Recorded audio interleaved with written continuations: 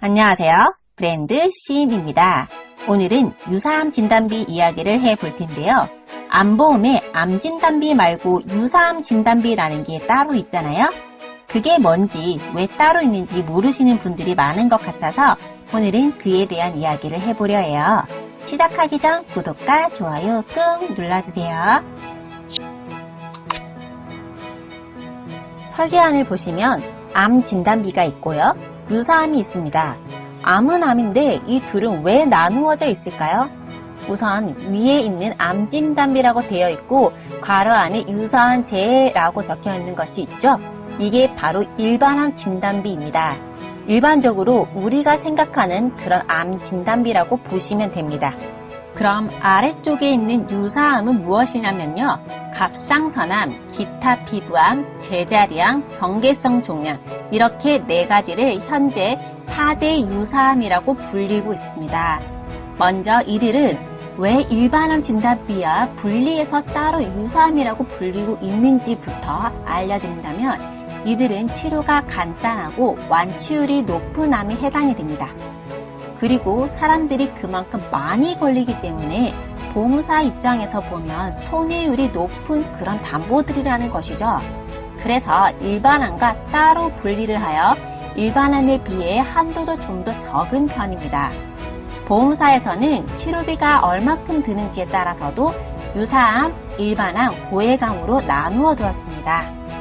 또 다른 점이 있다면 일반암 진단비는 한번 받고 나면 끝입니다. 일회성이기 때문에 어떤 암에 걸려서 진단비를 지급받았다면 그 담보는 사라져버리고 맙니다. 하지만 유사암 진단비 같은 경우는 갑상선암, 기타 피부암, 제자리암, 경계성 종양이 각각 1회원씩으로 지급이 되는데요. 이게 무슨 말이냐면 지금 이 설계한 내용대로 본다면 유사암이 2천만 원이 있죠. 내가 갑상선암에 걸리게 되어 2천만 원을 받았어요. 그런데 나중에 기타 피부암이 또 걸렸어요. 그럼 2천만 원을 또 받게 됩니다. 무슨 말인지 이해가 되시나요? 네 가지를 각각 따로 2천씩 받을 수 있다라고 보시면 됩니다.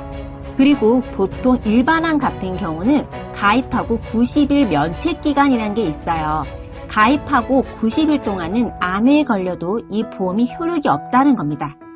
보험금을 지급하지 않겠다는 것이죠. 대부분의 암보험에는 이 90일 면책일이란 게 다 있습니다. 그런데 유사암은 그렇지가 않아요. 90일 면책이란 게 없어요. 가입하고 나서 바로 유사암에 걸렸다면 90일이 지나든지 말든지 지급을 해주겠다는 겁니다.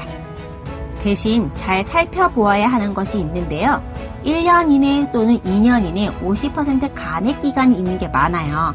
지금 보시는 것은 어린이 보험이라 감액 기간은 없는 상품인 것 같네요.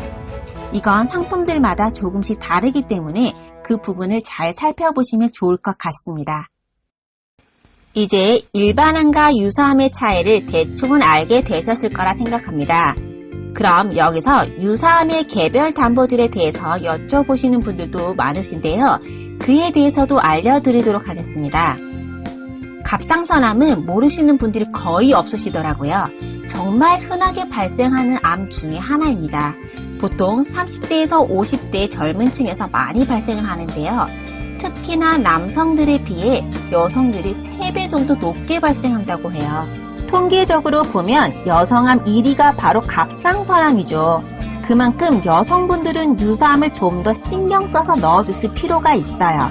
기타 피부암은 피부암의 일종인데 말 그대로 인체의 가장 바깥층인 피부에 암이 발생한 걸 말합니다. 한국 표준질병 사인분류표 C44에 해당하는 질병을 말하는데요.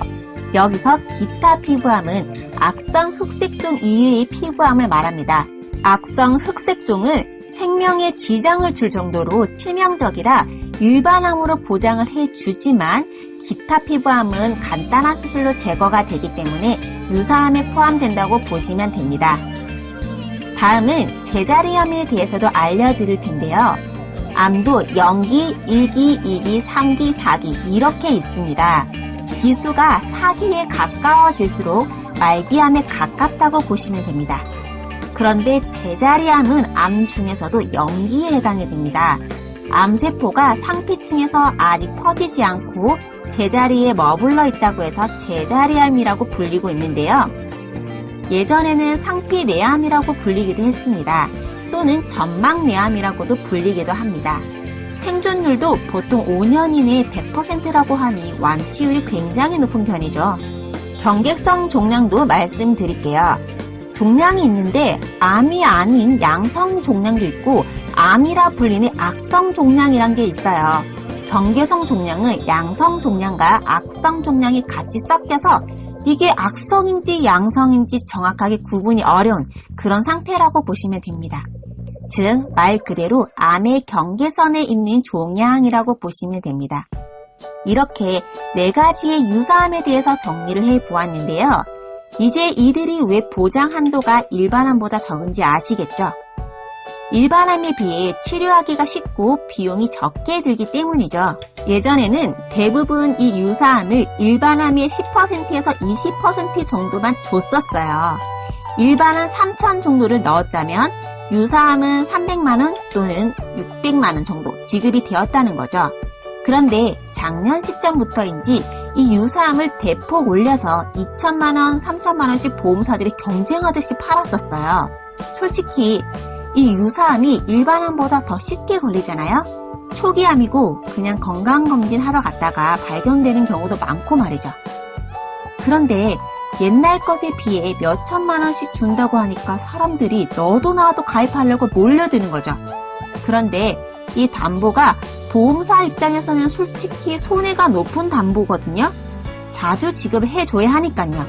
그래서 요즘 다시 유사암 한도가 줄고 있는 추세입니다. 그래서 조금이나마 한도를 높게 할 수 있는 지금 준비해 주시길 바래요. 문의사항이 있으시다면 아래 설명란에 보시면 오픈 카카오톡 주소가 있습니다. 그쪽으로 문의를 해주시면 되겠습니다. 이상 브랜드 시인이었습니다. 감사합니다.